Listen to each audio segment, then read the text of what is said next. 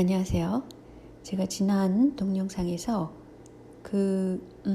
막시즘하고 도대체 국제금융자본과의 무슨 공통점이 있길래 서로 손을 잡고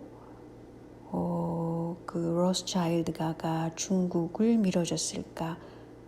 또는 록펠러 재단도 그런 셈이죠. 중국을 밀어준 셈이죠. 그 부분에 대해서 굉장히 궁금했었는데요. 페이스북에서 어떤 친절한 분이 이렇게 또 바쿠닌에 대해서 설명을 쫙 해주셨어요. 그런데 이 바쿠닌이라는 사람은 그 막스 시절에 있던 그런 이론가적 또는 많은 생각을 하던 그런 분이겠죠. 그런데 이분이 이제 막스와 로스차일드에 대해서 글을 쓴 게 있더라고요. 여기 밑에 보면은 그런 책이 있습니다. 그런데 뭐라고 그랬냐? 그 내용이 중요하겠죠? 공산주의와 국제금융자본 사이에는 도대체 무슨 공통 분모가 있단 말인가? 막스의 공산주의는 강력한 중앙 독점적 정부를 원한다. 즉 그런 형태의 정부가 있는 곳에는 중앙은행이 있고 그곳에는 유태인이 있다. 결국 정부와 중앙은행을 장악한 유태인들은 인민을 더욱 악착같이 착취할 수 있으며 그래서 스스로를 살찌울 것이다. 고로 막스가 주창하는 사회는 진짜 프롤레타리아들에게는 노예 수용소와 같은 것일 뿐이다. 그러니까 제복을 입은 노동자 남녀들이 아침에 일어나고 밤에 잠들고 낮에는 일할 것이다. 그리고 그 사회를 군림하는 특권층에는 영리한 유대인 소수들이 있고 중앙은행의 국제적인 연결망을 통해 만국의 민중 노동을 착취할 것이다. 이런 말을 했단 말이죠. 바쿠닌이.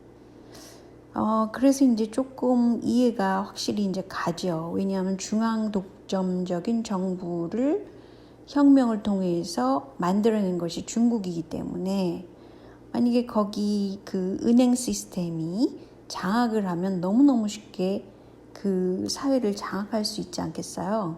그죠?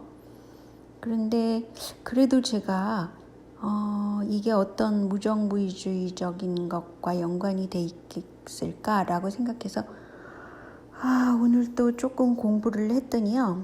거기 바쿠닌에 대해서 이런 말들이 나와요. 이 사람은 그냥 쉽게 얘기하자면 공동체주의적인 사람입니다. 공동체주의를 내세우고 실증적인 걸 내세우고 그런 논리보다는 그런 사람이고요.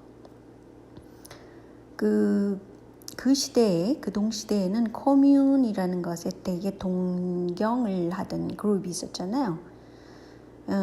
그래서 완전한 무슨 혁명을 통한 그런 것이 아니라 어떤 단체를 통해서 이루어지고 자유롭고 자발적인 어떤 평범한 생활 속에서의 조직 이런 걸로 서로 협동하는 그런 체제를 만들어갈 수 있다라고 생각하는 그룹이에요. 그리고 지금 뭐 어떤 회사를 꾸민다 하더라도 거기에는 거기 일하는 사람들 스스로가 조직하고 그것을 운용시킨다는 그런 방법을 택한다는 겁니다. 그리고 무엇보다도 인류애를 좀 더 이렇게 발전시키고 윤리적이고 도덕적인 그런 것을 고양시키고 모든 그 독단적인 독재적인 그런 시스템을 없애버리는 그런 걸 추구라는 거예요. 때문에 지향하는 이 사회는 보다 긍정적인 생활, 즐거움, 또 지적인, 또 도덕적인 그런 왕성한 에너지가 있고 삶을 사랑하는 그리고 무엇보다도 이 삶을 충분히 즐기는 그런 것을 지향한다는 거예요. 굉장히 보다 현실적이고 실증적이고 좀 더 이렇게 뭐라 그러나요? 피를 부르지 않는 그런 방법이고 현대 개념에 굉장히 좀 더 맞는 그런 개념인 것 같아요. 바쿠닌의 개념이. 그래서 뭐 무정부주의라 하더라도 막 혁명을 일으키고 막 피를 보고 막 이러는 것이 아니고 또 막시즘이 주장하듯이 그런 중앙집권적이고 그리고 하이라키 위에서 아래로 탑다운 방식이고 이런 것이 아니라 보다 느슨한 공동체주의적인 거라는 거예요. 개념상으로 보면. 그래서 상당히 현대 개념에 가깝지 않을까 그렇게 생각을 하고요. 그런 면에서 제가 생각하듯이 현재의 중공 또는 중국 시스템이 안고 있는 그 한계를 현대적 개념으로 무너뜨린 것이 아닌가라고 생각이 듭니다. 저도 사실은 독재적이고 중앙집권적인 그런 것은 별로 좋아하지 않거든요. 어쨌든 그렇게 해서 간단하게 공부를 했고요. 또 한 가지 찾아낸 것은 이명박 시절에 이명박이 뭐라 그랬냐면요. 미래 신천지를 창조하는 자세가 필요하다. 2008년도에 그런 말을 했습니다. 뭐라 그랬냐면 과거에 얽매이지 않고 미래를 향해서 나가자. 신천지를 창조하는 자세가 필요하다. 이랬단 말이죠. 2008년도에. 그러니까 제가 볼 때는 김대중 대통령 시절부터는 누가 집권을 하든지 간에 지향하는 점은 굉장히 비슷한 점이 많아요. 신천지를 창조하자라는 겁니다. 그러니까 모두 세계화 세력 안에 들어있다고 저는 볼 수도 있어요. 그게 그 아래에 여야라든가 보수, 진보의 약간의 차이는 있어도 집권을 했다는 그 정치세는 똑같은 것을 지향하고 있다는 것이죠. 마치 박원순 시장이 신천지와 가까웠던 것이 왜냐하면 세계화 세력은 신천지를 굉장히 가까이 한 거예요. 박원순뿐 아니라 박근혜도 그랬고 이명박도 그랬고 뭐 이런 식인 겁니다. 근데 이제 오늘 제가 조금 놀라운 일을 몇 가지를 보여드릴게요. 이번 총선에서 정동영과 맞대결하던 사람이 김성주라는 사람이 당선됐어요. 그러니까 민주당 쪽이죠. 친문 계열입니다. 문재인 측근이고 김성주 이 사람은 의료 민영화를 과거에도 앞장섰고 그리고 캐톨릭 집안의 사람이랍니다. 과연 이 김성주가 국회에서 할 일이 뭘까요? 재밌죠? 또 한 가지는 지금 박원순 시장이 전 국민 고용보험제가 더 정의롭다 뭐 이렇게 얘기를 해가지고 왜냐하면 지금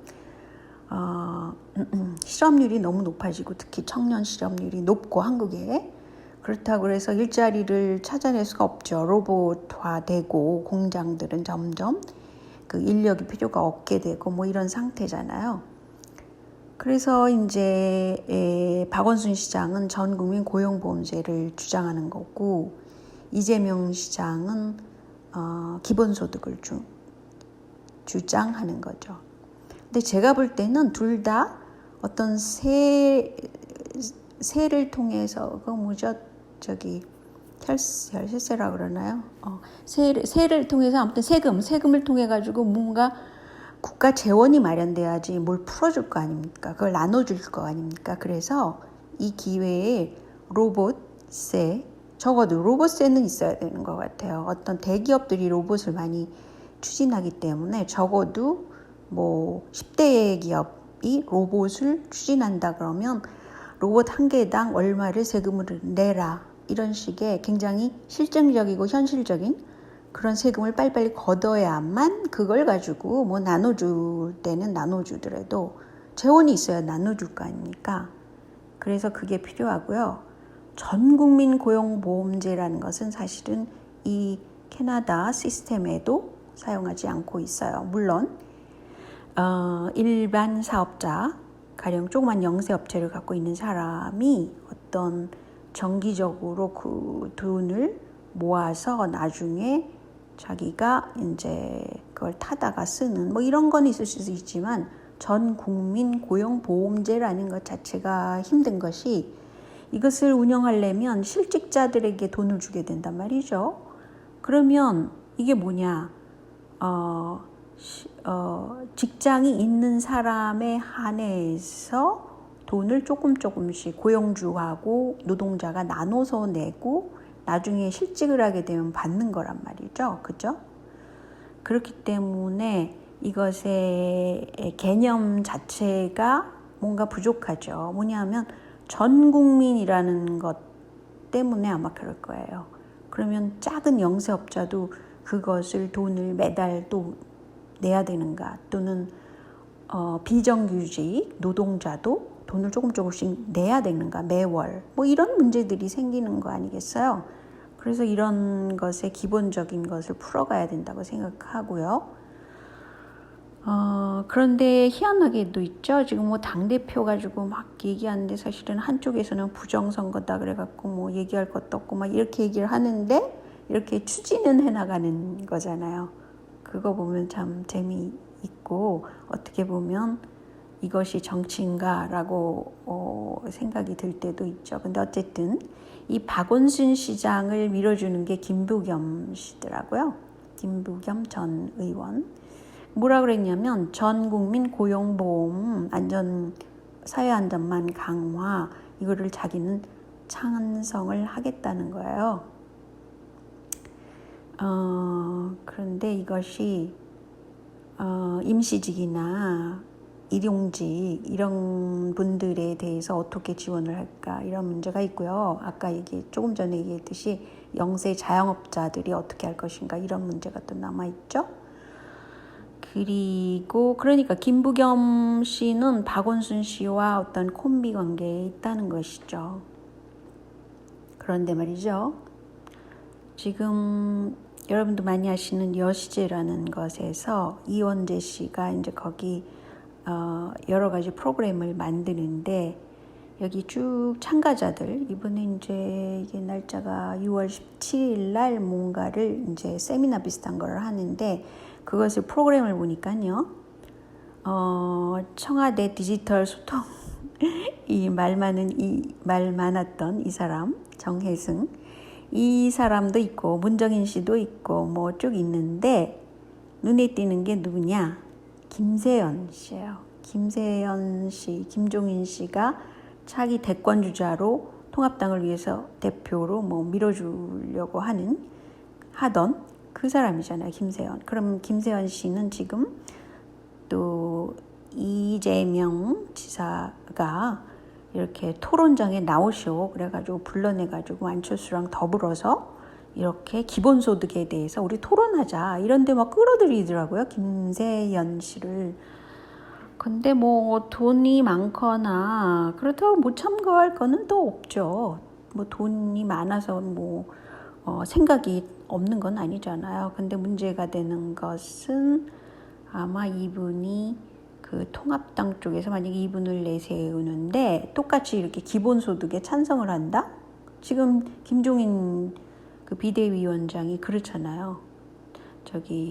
오히려 여당 쪽 그 이재명 지사가 지금 밀고 나가는 기본소득에 대해서 막 좋은 쪽으로 얘기를 하잖아요. 그러니까 뭐 여야의 구분이 없는 겁니다. 그 이유를 보니까 결론이 이거예요.